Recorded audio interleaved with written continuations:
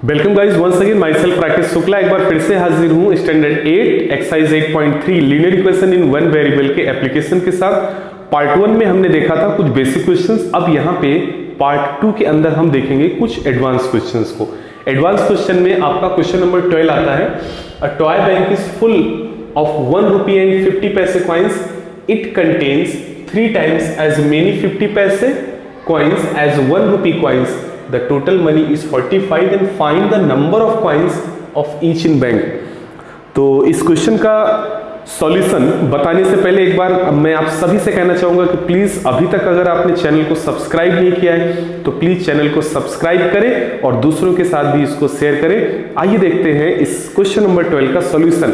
And one more thing that if you people can do, please you just note down the question and find out the answer, otherwise I am going to tell you. So let's start 1 2 3। Okay, let's start. Solution देखिए इसका। सबसे पहले तो मैंने आपको बताया कि कभी भी क्वेश्चन अगर आपको नहीं समझ में आए सो ट्वाइस थ्राइस 2 से 3 बार आप उसको पढ़िए, आपको अच्छे से समझ में आएगा, 110% आएगा। क्या लिखा है? A toy bank is full of 1 rupee and 50 paise coins, यानी कि एक टॉय बैंक में 1 रुपी और 50 पैसे के कॉइन्स है। चलिए ठीक है, कोई बात नहीं है। इन्होंने क्या बोला? It contains 3 times as many 50 paise coins as 1 rupee coins, यानी कि उसमें उस टॉय बैंक के अंदर, यानी कि ये समझो कि आपका एक टॉय बैंक है कुछ इस तरीके से, ये टॉय बैंक आपका है लाइक अ पॉट। इस टॉय बैंक के अंदर आपने 1 रुपीज की कॉइन्स रखी हैं और दूसरा 50 पैसे की भी कॉइन्स रखी हैं। इन्होंने क्या बोला है कि इस टॉय बैंक के अंदर 1 रुपी की जितनी कॉइन्स है 50 पैसे की कॉइन्स उसका 3 टाइम है।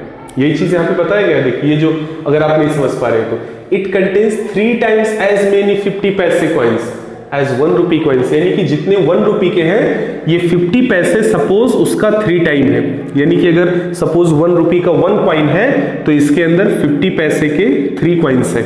आई होप अब आपको ये चीज समझ में आया होगा। तो आइए देखते हैं। इसको पहले आप थोड़ा बंद कर दो, है ना, इसको बंद कर दो ताकि कोई पकड़ के लेके ना जा पाए आपका पैसा। बंद कर दिया। चलिए ऊपर ढक्कन भी लगा दो अगर ऐसा है तो। लग गया ढक्कन, अभी क्लियर है। आइए सॉल्यूशन पे आते हैं। तो यहां पे लिखेंगे let the number of coins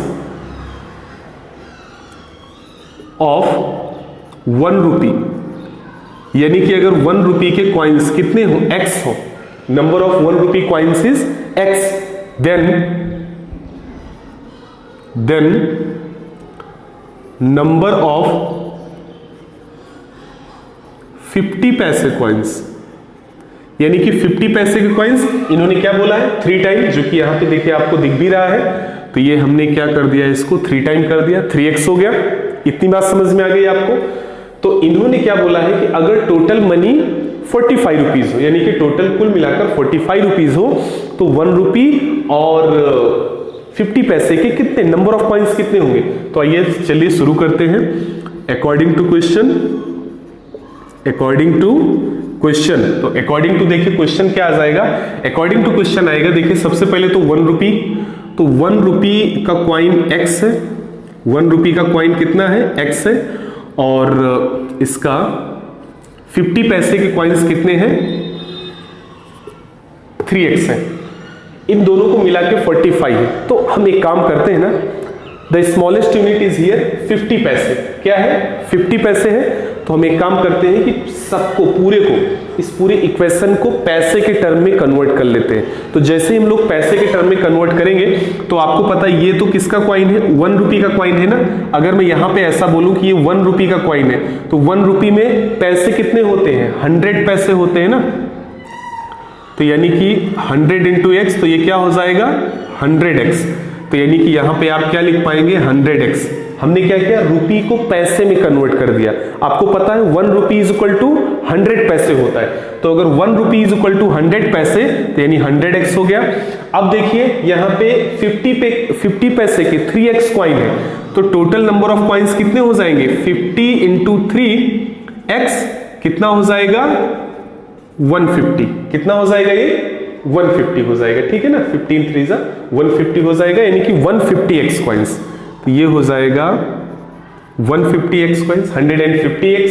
अब ये देखिए दोनों किस में हो गए, पैसे में हो गए। किस में हो गए, पैसे। तो ये तो रुपए में है, इनको भी आप पैसे में कन्वर्ट कर दो। 1 रुपी इज इक्वल टू 100 पैसे, तो 100 से मल्टीप्लाई कर दो। ये इक्वेशन देखिए क्या हो जाएगा, 100x प्लस 150x क्या हो जाएगा, 250x इज इक्वल टू ये क्या हो जाएगा 4500, then x is equal to 45 divided by 250, 0 से 0 कैंसिल कर दो।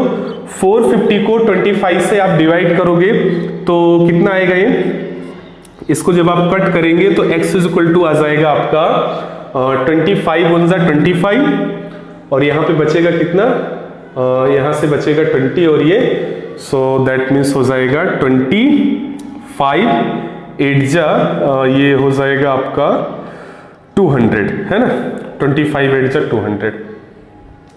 सो x की वैल्यू कितनी आ गई 18, x की वैल्यू कितनी आ गई 18 आ गई। तो x किसका नंबर था, 1 रुपी का, ठीक है ना। यहां पे लिख दो hence number of coins of 1 rupee is equal to that is 18 and number of coins of 50 paise is equal to 3x। तो 3x मीन्स व्हाट, 3 इंटू 18 3 जा 54, इट मीन्स 54 कॉइन्स, ठीक है ना। अब इसको अगर आपको आंसर को वेरीफाई करना है तो वेरीफाई कर लो। ये तो 18 रुपीज 18 रहेगा प्लस 54 कॉइन्स 50 पैसे के हैं, तो यानी अगर हम इसको 1 रुपी में कन्वर्ट करते हैं तो 54 का हाफ कितना होगा, 54 का हाफ होगा 27, और दोनों को प्लस करोगे तो कितना आ जाएगा 45। इतने ही तो रुपए इस किट्टी बैंक में थे आपके, जिसकी आप किट्टी पार्टी करते, इतने ही थे ना।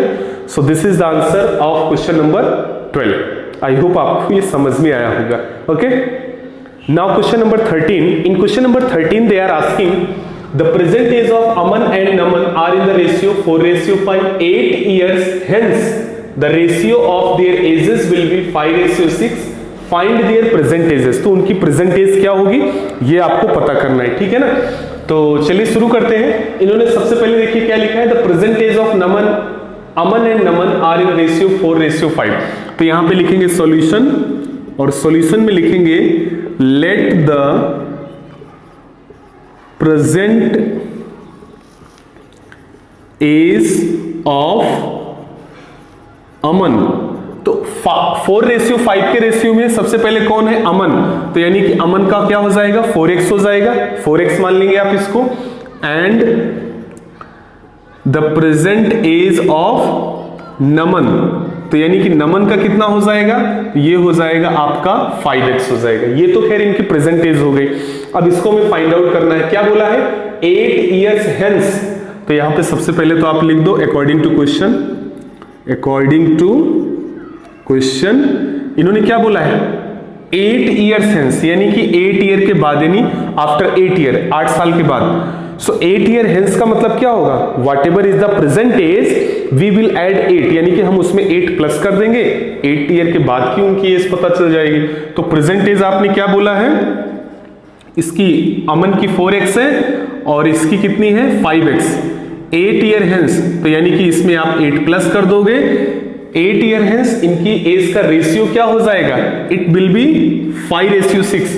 तो रेशियो को आप डिवाइड के फॉर्मेट में लिख सकते हैं, ठीक है ना। यानी कि अगर ये कुछ इस तरीके से लिखा है तो आप इसको इस तरीके से भी लिख सकते हैं, 5/6 लिख सकते हैं, नो प्रॉब्लम। समझ में आ गई बात। तो अभी क्या करेंगे, इसको क्रॉस मल्टीप्लाई कर दो, यानी इस 6 को यहां भेज दो और इसको यहां भेज दो।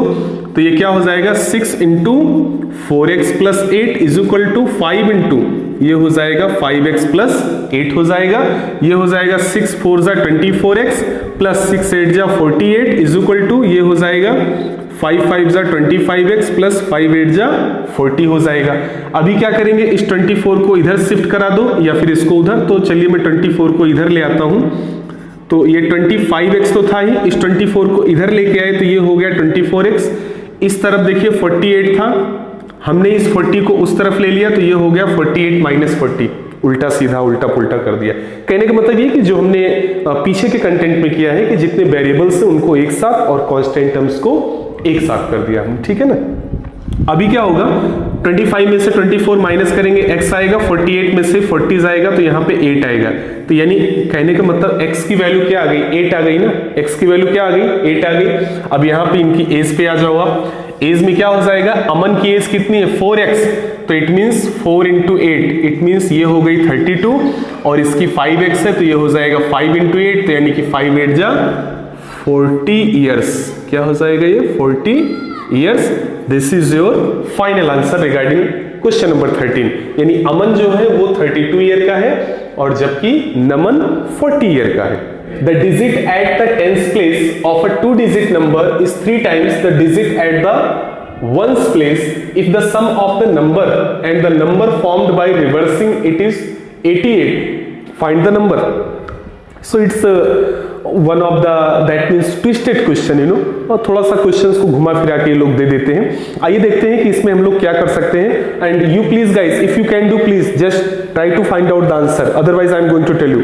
1 2 3 ओके, लेट्स स्टार्ट। यहाँ पे देखिए, सबसे पहले मैंने आपको बताया बेटा कि कभी भी कोई भी क्वेश्चन हो ना, अगर नहीं समझ में आता है तो उसको आप ट्वाइस थ्राइस, 2 बार 3 बार थोड़ा पढ़ने की कोशिश करो आप, definitely you will get your answer. इन्होंने क्या लिखा, the digit at tens place of a 2-digit number is 3 times the digit at the ones place. यानी कि जो वंस के प्लेस पे डिजिट है, टेंस वाला डिजिट उसका 3 टाइम है, इट इज 3 टाइम। तो यहां पे सबसे पहले लिख लेंगे, let the digit at ones place, ones place या यूनिट प्लेस जो भी आप बोल दो, इज इक्वल टू एक्स। यानी कि वो डिजिट हमने क्या मान लिया, एक्स मान लिया। तो इसका मतलब क्या हुआ, and the digit at tens place.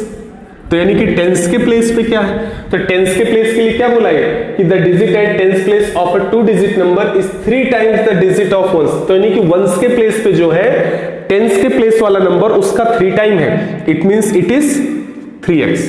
ये क्या हो जाएगा, 3x हो जाएगा। यानी ये अगर x है तो ये क्या हो जाएगा 3x। अब जो नंबर बनेगा, आइए वो नंबर देखते हैं। देन फॉर्म्ड नंबर, यानी अब जो नंबर बनेगा, चूंकि नंबर 2-digit का है ना, तो ये नंबर क्या होगा ये वो देखते हैं। तो नंबर में आपको पता है वंस टेंस, 2-digit में वंस होगा और टेंस होगा, तो ये टेंस यानी कि 10 इंटू, तो टेंस के प्लेस पे क्या है 3x है ना, यहां पे 3x लिख दो, प्लस यूनिट यानी x, ये आपका नंबर बन जाएगा। अब आगे देखते हैं, if the sum of the number, if the sum of the number, अब यहां पे आप लिख दो according to question, according to question क्या है, if the sum of the number and the number formed by reversing its digit is 88। यानी कि अगर इस नंबर का और इस नंबर को रिवर्स करने के बाद में उन दोनों का सम अगर 88 है तो वो नंबर क्या था। तो सबसे पहले तो ये the sum of the number, यानी इस नंबर का सम, तो यानी यहां पे आप लिख सकते हैं 10 into 3 into x plus x, plus the number formed by reversing its digit, यानी कि इसकी डिजिट्स को रिवर्स कर दिया जाए। तो डिजिट क्या है, x और 3x है। तो ये नंबर अगर 10 इंटू 3x प्लस एक्स था, तो यहां पे लिख दोगे and number formed reversing it, यानी कि इसको रिवर्स करने पे, the number formed reversing it, यानी इसको रिवर्स करने पे नंबर जो बनेगा तो 10, यानी टेंस तो वहीं पे रहेगा, ये x यहां पे आ जाएगा और ये 3x क्या करेगा, यूनिट के प्लेस पे आ जाएगा। हमने क्या किया, डिजिट्स को रिवर्स कर दिया, यानी जो टेंस वाली डिजिट थी उसको वंस पे कर दिया, वंस वाले को टेंस पे कर दिया। तो यानी कि डिजिट्स को रिवर्स करने पे जो नंबर बनेगा वो कुछ इस तरीके से बनेगा। ओके, अभी क्या करना है, सम बोला है तो इसको प्लस कर दो, तो ये वाला क्या हो गया, ये हो जाएगा 10x प्लस 3x, और ये कितना है, किसके इक्वल है, ये 88 के इक्वल है। किसके इक्वल बेटा, ये 88 के इक्वल है। तो ये देखिए 88 लिख दिया हमने। चलिए अब इसको सॉल्व कर लेते हैं। देखिए 10 3 जा 30 प्लस x प्लस 10 1 जा 10x plus 3x is equal to 88 हो गया। अब इसको देखिए प्लस कर लो आप, 30 प्लस 1 31, 31 और 10 41, 41 3 44x, तो यानी ये हो गया 44x is equal to 88। This implies that x is equal to क्या हो जाएगा 88/44, 44 1 जा 44, 44 2 जा 88, तो यानी कि x की वैल्यू क्या आ गई यहाँ पे, x की वैल्यू आपको मिल गई 2, x की वैल्यू क्या मिल गई 2 मिल गई। लेकिन अब आपको नंबर बताना है कि वो नंबर एक्चुअल में क्या है, ठीक है ना, क्योंकि उन्होंने क्या बोला है फाइंड द नंबर, तो वो नंबर हमारा क्या था, वो नंबर ये है, ये देखिए ये नंबर ये है, तो यहां पे लिखेंगे hence the number is equal to 10 into 3x plus x, तो क्या हो जाएगा 10 इंटू 3 इंटू 2 और ये प्लस में 2, ये इक्वल क्या हो जाएगा, देखिए 3 2 जा 6 हो जाएगा, तो 10 इंटू 6 प्लस 2, 10 6 जा 60 प्लस 2, तो finally you will get your answer 62। 62 is your answer, यानी कि 62 एक ऐसा नंबर है, यानी कि 62 और इसको रिवर्स कर दो, उल्टा करके प्लस कर दो तो 88 आएगा। आइए देखिए वेरीफाई भी मैं कर देता हूं, सीधा नंबर 62 है, इसको रिवर्स कर दो, यानी कि 2 को 6 के प्लेस पर और 6 को 2 के प्लेस पर ले आओ, तो क्या लिखोगे 26 और दोनों को प्लस करोगे तो 88 ही तो आएगा। समझ आ गई बात। So this was your verification. So this is the answer regarding question number 14। In question number 15 it's also little bit the same of the same category question. They are saying that a number consists of 2 digits. The digit at tens place is twice that of the digit at the unit place. If 18 is subtracted from the number, the digits are reversed. Find the number. तो आइए फिर से question को ध्यान से पढ़ते हैं, चीजें आपको आसानी से पता चल जाएंगी। इन्होंने क्या बोला है, a number consist of 2 digits, यानी कि जो नंबर है 2 डिजिट का है, पहली चीज पता चल गई। फिर क्या बोला, the digits at tens place is twice that of the digit at the unit place.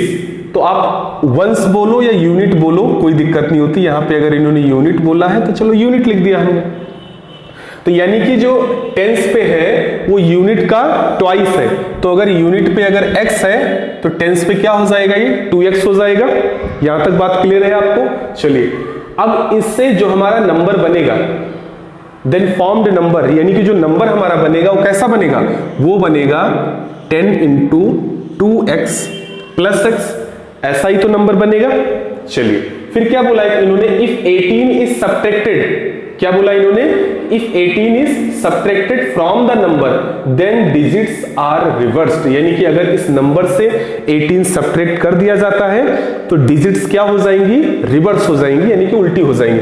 तो आइए देखते हैं। तो रिवर्स डिजिट्स से जो नंबर हमारा बनेगा वो कुछ इस तरीके से बनेगा। इसी को हमें क्या करना है, डिजिट्स को रिवर्स कर देना। 10 तो अपनी जगह पे रहेगा, ये x यहां आ जाएगा और 2x यहां पे आ जाएगा। तो अकॉर्डिंग टू क्वेश्चन आइए देखते हैं। सबसे पहले तो ये 10 इंटू 2x प्लस x, इसमें से क्या करना है, 18 को माइनस कर देना है, और जैसे आपने माइनस किया तो ये डिजिट क्या हो गई, रिवर्स हो गई, जो कि कितनी है 10x प्लस 2x, ऐसा, ठीक है ना। अब आइए इसको सॉल्व करते हैं। तो ये देखिए 10 2 क्या हो जाएगा 20, ये हो जाएगा प्लस x, और इसको इस 10x प्लस 2x को 10x प्लस 2x यानी 12x हुआ। यहाँ पे 20x नहीं लिखा था मैंने, ठीक, 20x प्लस x हो गया ये, और ये देखिए 10x और ये प्लस 2x, तो 10x 2x क्या हो जाएगा 12x, इसको उस तरफ ले लो तो ये क्या हो जाएगा माइनस 12x हो जाएगा। इस 18 को आप इस तरफ ले लो तो ये हो जाएगा, इस तरफ माइनस 18 था, इस तरफ आया तो ये क्या हो गया प्लस 18 हो गया, ठीक है ना। चलिए अब शुरू करते हैं। अब ये देखिए ये 20x प्लस x, तो ये क्या हो जाएगा 21x minus 12x is equal to 18। 21 में से 12 माइनस करेंगे तो क्या आएगा 9x आएगा, 9x is equal to 18। This implies that x is equal to 18/9। तो देखिए 9 1 जा 9, 9 2 जा 18, यानी यहां पे एक बार फिर से आपको x की वैल्यू क्या मिल गई 2। तो इन्होंने क्या बोला है कि फाइंड द नंबर, यानी वो नंबर आपको पता करना है। तो नंबर कितना होगा, वो नंबर तो ये है आपका 10 इंटू 2x प्लस 2, तो यहां पे आप लिख दो, यहां पे लिख पाएंगे hence the number is equal to ये हो जाएगा 10 इंटू 2x प्लस x। तो ये क्या हो जाएगा 10 इंटू 2 प्लस 2। तो इसको देखिए सॉल्व करेंगे तो क्या हो जाएगा, ये हो जाएगा 10 इंटू ये देखिए 2 2 जा 4 हो जाएगा, और ये प्लस 2 10 4 जा 40 plus 2, finally you got the answer 42। 42 is the right answer for question number 15। I hope आपको समझ में आया होगा।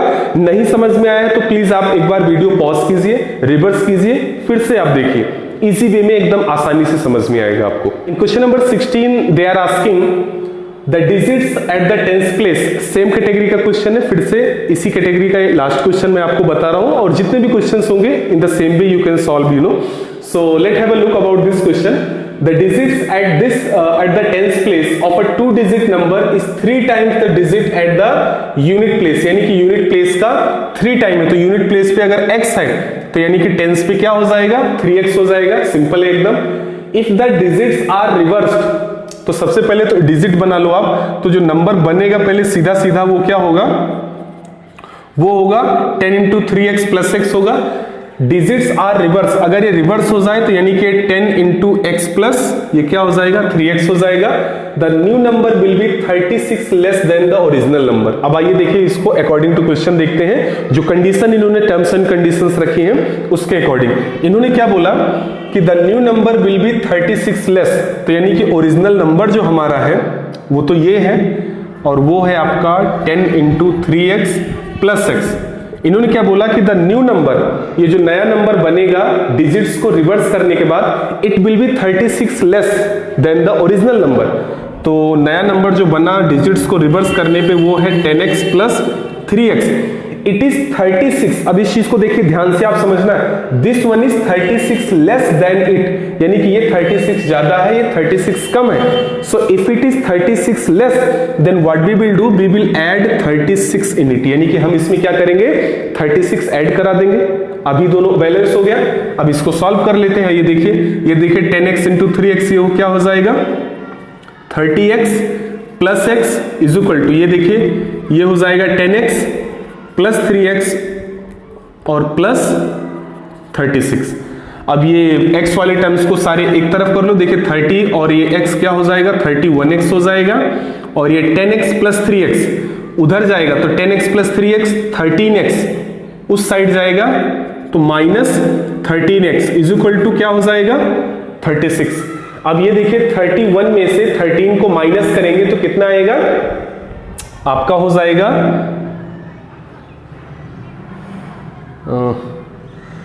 13 7 20, 11 7 18, 18x is equal to 36. So this implies that x is equal to 36 by 18. 18 1 जा 18, 18 2 जा 36। तो यानी कि एक बार फिर से यहाँ पे x की वैल्यू हर बार 2 ही आ रही है, ठीक है ना। एनीवे जो भी आ रहा है, तो x की वैल्यू देखिए 2 आ गई। अब इन्होंने क्या बोला फाइंड द नंबर, तो वो नंबर कितना होगा वो आपको बताना है। तो वो नंबर आपका ये है, तो यहां पे लिख पाएंगे आप हेंस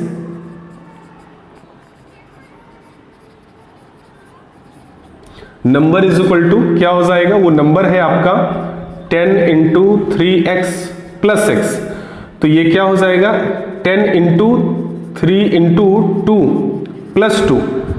अब ये देखिए क्या है, ये 10 इंटू 3 2 जा 6 प्लस 2, 10 6 जा 60। तो ये क्या हो जाएगा 60 plus 2, finally again you got 62। So this is the final answer regarding question number 16। In question number 17 they are saying, you know, the numerator of a given fraction is 4 less than its denominator. If 3 is subtracted from the numerator and 5 is added to the denominator, the fraction becomes 1/4. Find the fraction. So it's one of the easiest question, you know, nothing is there, कुछ भी नहीं है इसके अंदर। सबसे पहले काम क्या करेंगे, देखिए आराम से आपको क्या करना बेटा, क्वेश्चन को 2-3 बार पढ़ो, इजीली आपको आइडिया लग जाएगा। क्या बोला इन्होंने कि the numerator of A given fraction is 4 less than it's denominator, यानी कि न्यूमरेटर जो है वो डिनोमिनेटर से 4 लेस, यानी कि 4 कम है। तो यहां पे सबसे पहले आप लिखेंगे लेट द, देखिए फ्रैक्शन में 2 चीजें होती है, ये तो आपको पता ही होगा ना। फ्रैक्शन के अंदर 2 चीजें होती हैं, एक होता है न्यूमरेटर, दूसरा होता है डिनोमिनेटर, यही तो होता है। तो यहां पे न्यूमिनेटर 4 लेस है किससे, डिनोमिनेटर से। तो सबसे पहले यहां पे लिख दो let the denominator is equal to x। तो अगर डिनोमिनेटर अगर x है देन दैट न्यूमिनेटर, तो आपका जो न्यूमिनेटर होगा तो डिनोमिनेटर से 4 लेस है यानी कि x माइनस 4 हो जाएगा। देन फ्रैक्शन, सो फ्रैक्शन, तो यानी कि जो फ्रैक्शन बनेगी वो फ्रैक्शन क्या बनेगी, that fraction will be, fraction क्या होता है, न्यूमिनेटर बाय डिनोमिनेटर। तो न्यूमिनेटर क्या है आपका x माइनस 4, डिनोमिनेटर क्या है आपका x हो गया। यहां तक बात क्लियर हो गई, यहां तक मैटर ओके हो गया। अब देखिए आगे चलते हैं अकॉर्डिंग टू क्वेश्चन। यहां पे आप लिख दो अकॉर्डिंग टू क्वेश्चन, लिख दो आप। क्या बोला इन्होंने बोला कि if 3 is subtracted from the numerator, तो सबसे पहले तो ये फ्रैक्शन आप यहां पे डाल दो x minus 4 by x.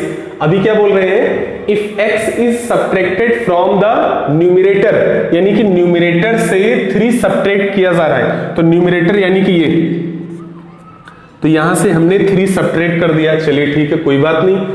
And 5 is added to the denominator, और डिनोमिनेटर में 5 ऐड कर दिया जा रहा है। तो हमने देखिए डिनोमिनेटर में 5 ऐड भी कर दिया।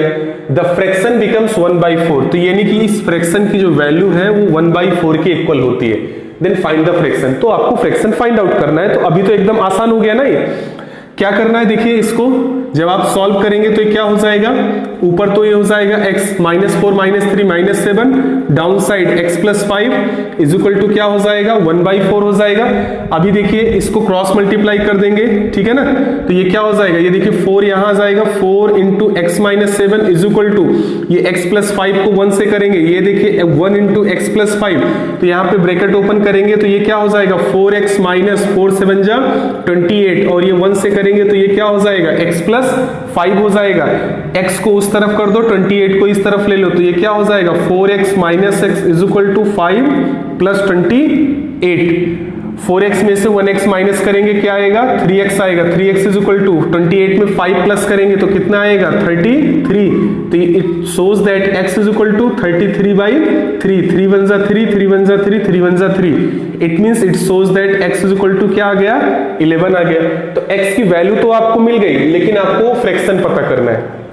तो यहां पे आप लिख दो ना ऐसे, hence fraction is equal to, अब फ्रैक्शन क्या है x माइनस 4 बाई एक्स है ना, वैल्यू पुटअप कर दो इसमें। x की वैल्यू क्या आई है आपकी 11 माइनस 4 बाई 11, 11 में से 4 जाएगा क्या आएगा 7/11, this is your answer. So 7/11 is the final answer regarding question number 17. The difference between two number is 50. दो नंबर के बीच का डिफरेंस 50 है। The fraction obtained by dividing the smaller number by larger number is 2/3, यानी कि fraction जो हमें मिल रही है डिवाइडिंग द स्मॉलर नंबर को लार्जर नंबर से डिवाइड करने पे, that is 2/3। Then we have to find the number. So let have a look. सबसे पहले यहां पे लिखेंगे let the smaller number is equal to x and larger number is equal to, दोनों का डिफरेंस 50 है तो ये क्या हो जाएगा 50 प्लस एक्स है ना, या x प्लस 50 जो भी आप लिख दो, तो 50 प्लस एक्स हो जाएगा। अब आ जाइए आप according to question, according to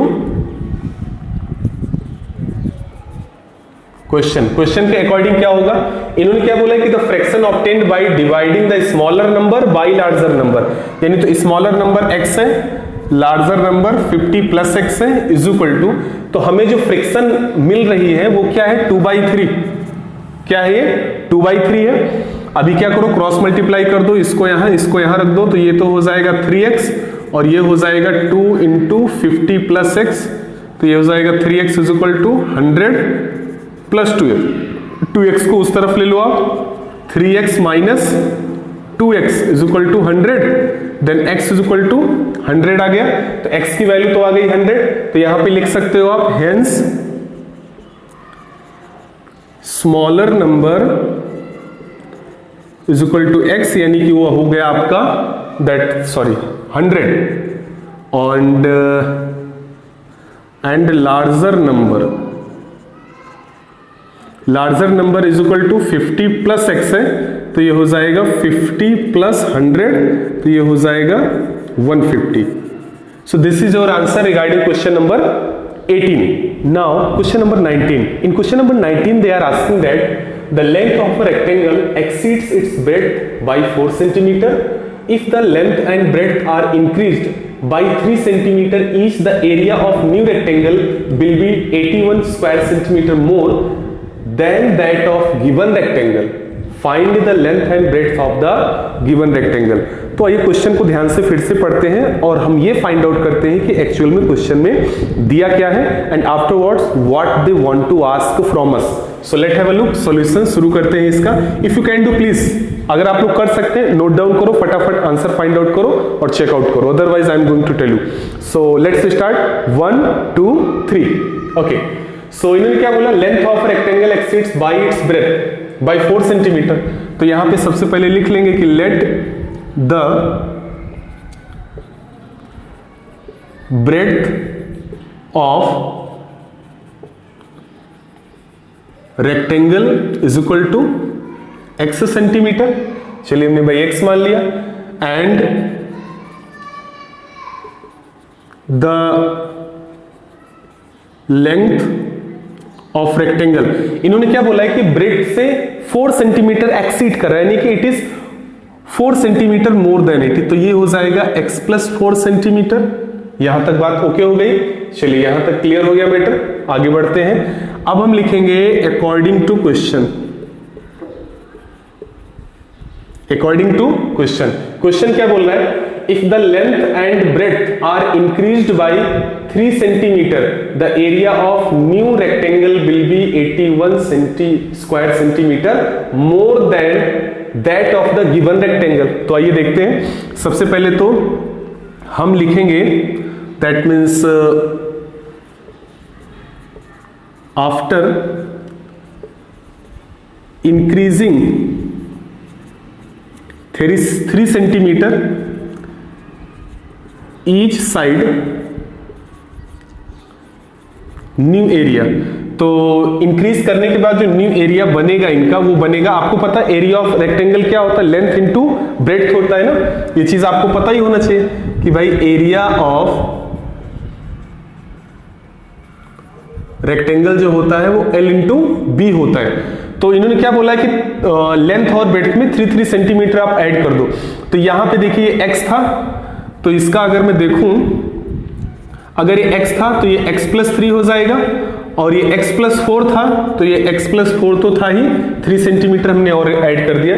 तो ये नया एरिया है. नया एरिया कब, 3 सेंटीमीटर इंक्रीज करने के बाद. इन्होंने क्या बोला है, that area of new rectangle will be 81 square centimetre more than that of the given rectangle. अच्छा, गिवन रेक्टेंगल के एरिया की अगर हम लोग बात करें तो ये क्या हो जाएगा, ये हो जाएगा x इंटू एक्स प्लस 4. तो इन्होंने क्या बोला, देखो फिर से इसको ध्यान से पढ़िए. ये line, area of new rectangle will be 81 centimetre square centimetre more. तो इसका एरिया 81 स्क्वायर सेंटीमीटर मोर यानी कि ज्यादा हो रहा है.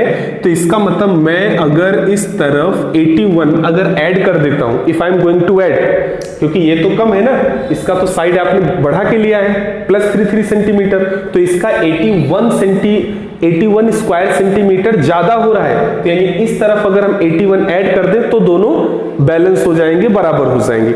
और इक्वेशन में हमें यही खास बात आपको ध्यान रखना होता है कि दोनों साइड को बैलेंस करके चलना होता है. ठीक है, चलिए अब इसको सॉल्व करते हैं. तो ये देखिए क्या हो जाएगा, ब्रैकेट ओपन करेंगे, ये हो जाएगा x square plus 4x plus 81 is equal to, यहां पे देखिए ये हो जाएगा आपका, पहले तो ये x प्लस 3 है और ये x प्लस 7 हो जाएगा, 4 प्लस 3 7.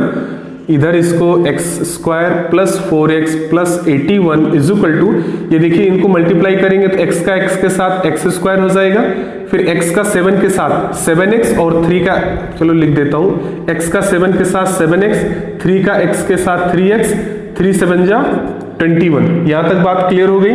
चलिए आगे बढ़ते हैं। तो ये देखिए x square plus 4x plus 81 is equal to x square plus 7 क्या हो जाएगा 10x plus 21।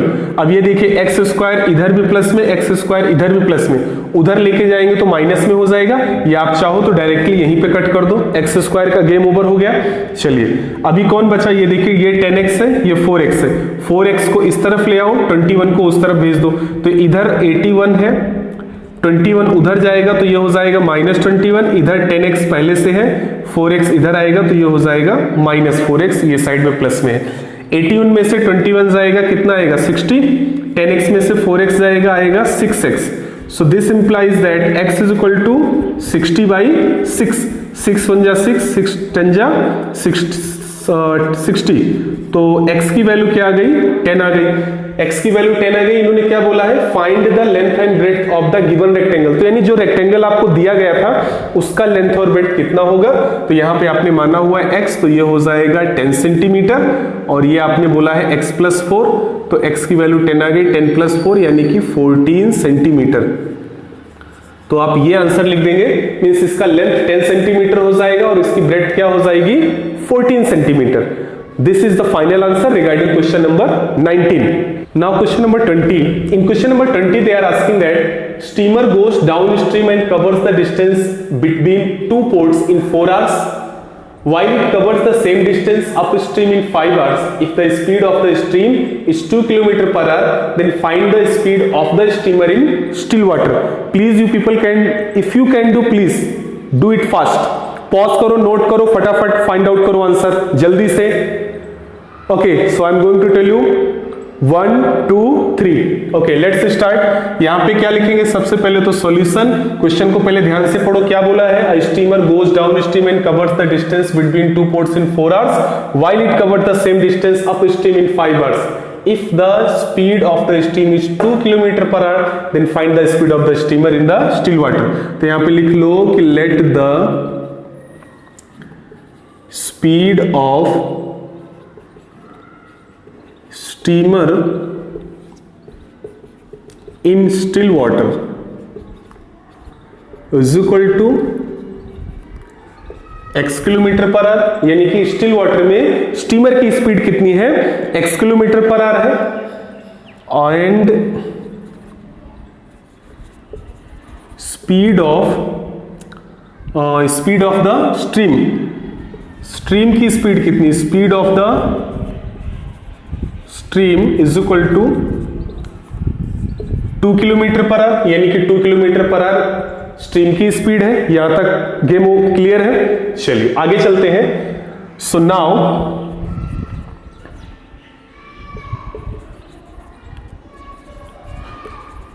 Speed of the steamer in down stream है ना, डाउन स्ट्रीम में इसकी स्पीड क्या हो जाएगी। तो डाउन स्ट्रीम में देखिए इसकी स्पीड क्या होगी, सबसे पहली चीज तो स्टीमर की जो स्पीड स्टिल वाटर में x किलोमीटर है and 2 kilometre is the speed of the stream also. तो स्टीमर की अपनी खुद की स्पीड और प्लस 2 किलोमीटर स्ट्रीम भी तो चल रहा है, तो वो भी उसमें ऐड हो जाएगा ना, तो ये हो जाएगा x + 2 km/h। ये आपको पता होगा ना, नदी में पानी होता है, अगर पानी जिस तरफ बह रहा हो उस तरफ अगर चलो तो काफी तेजी से आप जाते हो, थोड़ा सा मींस थोड़ी सा फोर्स लगाओ इजीली आप जाते हो, बट अगर आप अपोजिट डायरेक्शन में आते हो तो आपको ज्यादा फोर्स लगाना पड़ता है ना, क्योंकि जितनी स्पीड से वाटर फ्लो कर रहा होता है वो अपनी स्पीड के बराबर आपकी स्पीड को कम कर देता है। या ऐसे आप इसको समझ लो, गर्मियों के टाइम में आपने देखा होगा कि जब हवा चलती है और एयर के अगेंस्ट डायरेक्शन में अगर आप साइकिल चलाते हो तो आपको ज्यादा ताकत लगानी पड़ती है। क्यों? Because air stops your speed according to the speed of the air की जितनी भी स्पीड होगी उतनी स्पीड आपकी कम कर देगा, फिर आप लगाओगे अगर फोर्स तो ही आपकी साइकिल आगे बढ़ेगी। वही चीज यहाँ पे लागू पड़ती है। तो speed of the steamer in the down stream that will be x + 2 km/h and the speed of the steamer in up stream, ठीक है ना, यानी कि जब ये ऊपर की तरफ जाएगी तो, ठीक है ना, तो अप स्ट्रीम में इसका स्पीड हो जाएगा, x तो है ही है इसका, लेकिन ये अपनी स्ट्रीम की जो स्पीड है उसके बराबर ही इसको कम कर देगी, तो यानी ये हो जाएगा x minus 2 kilometre per hour. अब ये देखिए इतनी इंफॉर्मेशन आपके पास निकल के आ गई। अभी क्या करना है, इन्होंने क्या बोला है कि that means distance, same distance इन्होंने कवर किया है कितने में, 4 आवर्स में। कब, डाउन स्ट्रीम के लिए इन्होंने कितना लिया, 4 आवर्स लिया, ठीक है ना। तो 4 आवर्स लिया। अब यहां पे देखिए टाइम आपके पास है और स्पीड आपके पास है। फॉर्मूला देखिए आपको पता होगा, फॉर्मूला होता है speed is equal to distance upon time. तो यहां पे आपके पास क्या है, यहां पे आपके पास स्पीड है और दूसरा टाइम है, तो आप क्या निकाल पाओगे, डिस्टेंस। तो यानी कि अगर मैं डिस्टेंस का फॉर्मूला बोलूं तो क्या हो जाएगा, वो हो जाएगा स्पीड इंटू टाइम। डिस्टेंस का फॉर्मूला क्या हो जाएगा, स्पीड इंटू टाइम हो जाएगा। ये चीज क्लियर है आपका। तो यहां पे आप लिख दो अकॉर्डिंग टू क्वेश्चन, ठीक है ना, या अकॉर्डिंग टू क्वेश्चन के पहले आप लिख दो the distance covered in down stream, यानी कि जो डाउन स्ट्रीम में डिस्टेंस कवर की है वो, अब देखिए डिस्टेंस का फॉर्मूला क्या होता है, स्पीड। अब डाउन स्ट्रीम में देखिए स्पीड कितनी है, तो ये है आपकी x+2 और उसके साथ में क्या, टाइम। टाइम कितना लग रहा है, 4 आवर्स, तो यानी कि इंटू 4 हो गया। यानी आप चाहो तो इसको लिख सकते हो क्या, ये हो जाएगा, इसको देखिए मल्टीप्लाई कर देंगे, ये हो जाएगा 4x + 8 हो जाएगा, 4 का x के साथ 4x और ये 4x + 8, तो ये हो गया 4x + 8 किलोमीटर। ये डाउन स्ट्रीम के लिए हो गया। And distance covered in up stream, यानी कि अब अगर आप अप स्ट्रीम की अगर बात करो तो यहां भी वही सेम फॉर्मूला, स्पीड क्या है आपकी, x-2 है, इनटू डाउन स्ट्रीम, ये अप स्ट्रीम में टाइम कितना लग रहा है, 5, तो यानी ये हो जाएगा 5x - 5 × 2 = 10 किलोमीटर। ये इतना गेम ओवर हो गया, I mean इतनी बातें क्लियर हो गई आपकी। चलिए अब चूंकि डिस्टेंस क्या दोनों के लिए सेम है, डिस्टेंस दोनों के लिए क्या है, सेम है। So if the distance is same, तो यहां पे लिख दो अकॉर्डिंग टू क्वेश्चन, तो ये हो जाएगा 4x + 8 = 5x - 10 हो जाएगा। अब ये देखो 5x है, इस 4x को इस तरफ आप ले आओ, तो ये हो जाएगा 5x तो है, ये 4x को इस तरफ ले आएंगे, ये 4x हो गया। इस तरफ देखिए 8 है, इस -10 को उस तरफ ले जाओ, 8 + 10 हो गया। अब देखिए 5x में से 4x जाएगा तो x बचेगा, 8 में 10 ऐड करेंगे तो क्या हो जाएगा 18। ये x की वैल्यू आ गई। x क्या था, speed of steamer in still water, यानी कि अब x की इसका स्पीड मिल गया 18 km/h। और या फिर आप यहां पे चाहो तो नीचे आप लिख सकते हो hence the speed of the steamer in still water is equal to 18 km/h. This is your final answer regarding question number 20। I hope आपको ये सारी चीजें इजी वे में समझ में आई है। प्लीज अगर आपको सारा कंटेंट इजी वे में समझ में आया है तो वीडियो को लाइक करें, चैनल को सब्सक्राइब करें और वीडियो को दूसरे लोगों के साथ भी शेयर करते रहें। तो मिलते हैं फिर एक नए वीडियो के साथ, एक नए कंटेंट के साथ। तब तक के लिए टेक केयर, बाय बाय।